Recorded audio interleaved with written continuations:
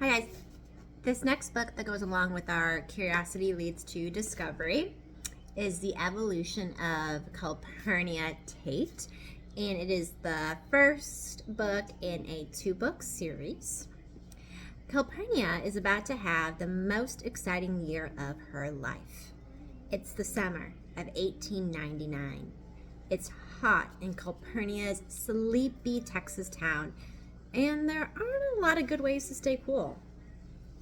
Her mother has a new wind machine, but instead, Callie is contemplating cutting off her hair, one sneaky inch at a time. She's also spending a lot of time at the river with her notoriously cantankerous grandfather, an avid naturalist. But just when Callie and her grandfather are about to make an amazing discovery, the reality of Callie's situation catches up with her. She's a girl at the turn of the century, expected to cook and clean and sew. What a waste of time. Will Callie ever find a way to take control of her own destiny?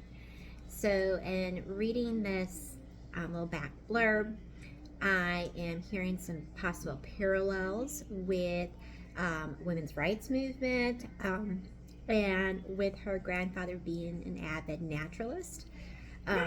If you are someone that's really into studying different aspects of nature, animals, plant life, this could totally be for you. Now, the first chapter is pretty long, and I want to try to keep this video under 5 minutes, so I'm not going to read the whole first chapter. But it starts with the origin of species, and it has like a little excerpt. When a young naturalist commences the study of a group of organisms quite unknown to him, he is at first much perplexed to determine what differences to consider, for he knows nothing of the amount and kind of variation to which to group its subject. So it's a lot of big words that's talking about not knowing. And when you don't know, sometimes it's kind of hard to move forward and think how you might categorize something. In 1899, we learned to tame the darkness, but not the Texas heat. Tame the darkness? I wonder if that means electricity. We arose in the dark, hours before sunrise, when there was barely a smudge of indigo along the eastern sky, and the rest of the horizon was still pure pitch. We lit our kerosene lamps, and carried them before us in the dark like our own tiny wavering suns. There was a full day's work to be done before noon when the deadly heat drove everyone back into our big shuttered house, and we laid down in the dim, high-ceilinged rooms like sweating victims. Mother's usual summer remedy of sprinkling the sheets with refreshing cologne lasted only a minute. At 3 o'clock in the afternoon, when it was time to get up again, the temperature was still killing. The heat was a misery for all of us in Fentress, but it was the women who suffered the most in their corsets and petticoats. I was still a few years too young for this uniquely feminine form of torture. They loosened their stays and sighed the hours away and cursed the heat and their husbands too for dragging them to Caldwell County to plant cotton and acres of pecan trees. Mother temporarily gave up her hair pieces, a crimpled false fringe, and a rolled horsehair rat. Not sure what that is. I'm gonna have to look that up. Platforms on which she daily constructed an elaborate mountain of her own hair.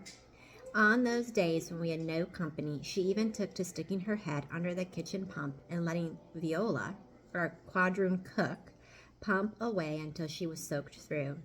We were forbidden by sharp orders to laugh at this astounding entertainment. As Mother gradually surrendered her dignity to the heat, we discovered, as did Father, that it was best to keep out of her way. My name is Calpurnia Virginia Tate, but back then everybody called me Callie V. That summer, I was 11 years old and the only girl out of 7 children. Can you imagine a worse situation? I was spliced midway between 3 older brothers, Harry, Sam Hudson, and Lamar, and 3 younger brothers, Travis, Sol Ross, and the baby, Jim Bowie, whom we called JB. The little boys actually managed to sleep at midday, sometimes even piled on top one another like damp, steaming puppies.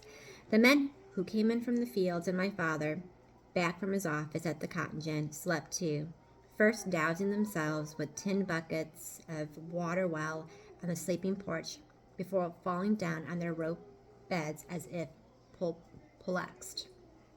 Okay, so definitely hearing some themes and some things of wondering. So we're hearing a lot of the constraints that fashion for women before the 1920s had. So that's really interesting. But also she's mentioning napping during the heat of the day and how that wasn't just something that little kids did. It was something that even adults did. And it's a way to, I think, probably prevent heat stroke, prevent from being out there and being dehydrated. So like I said, the chapter goes on a little bit more, but I want to try to keep our videos short.